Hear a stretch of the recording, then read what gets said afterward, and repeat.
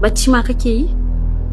Wato ka gama wulakanci da rashin mutunci sannan ka ji ka kwanta ka yi bacci.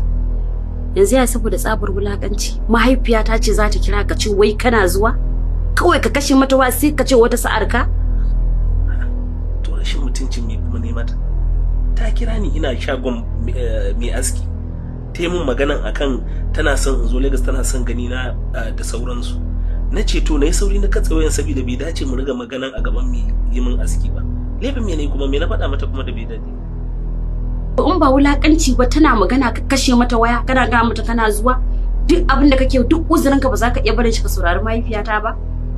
Kaga yaya duk mai zami karan mu sako rashin girmama iyaye a ciki kar ka sake ka fara wallahi dan bazan dauka ba ko da wasa ina girmama mahaifiyarka dole ka girmama ni matawa kan mu fara kinga Umar ni fa ba ni san irin wannan abin ke komai kin fi son sai mun zauna mun ta samun ishu da ke na gaya miki ga abin da muka yi da mahaifiyarki dan me yasa zan ci mata mutunci da Allah idan baki da abin faɗa ne kike son kawai lalle sai kin tare rigimata da wannan dara dan Allah ki kyale ni na huta a gajiye nake abin da yake kaina ma yake kawai sai ka ce mata kana zuwa sai ka ce wata sa'ar ka kaga yaya wallahi kar mu fara cin mutuncin iyaye irin wannan kar mu fara ina respecting din mahaifiyarka kar mu fara irin haka ni da kai dan ba za ta yi daɗi ba tam kan mu fara baki da abin faɗi saboda haka sai da safe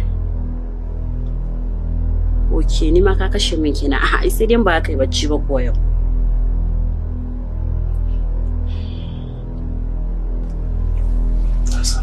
Barin kashe wayan ya sosai ki ci gaba da rike da kanki. Oke, ka kashe waya. A matsala. Da shi zaka karya da safe.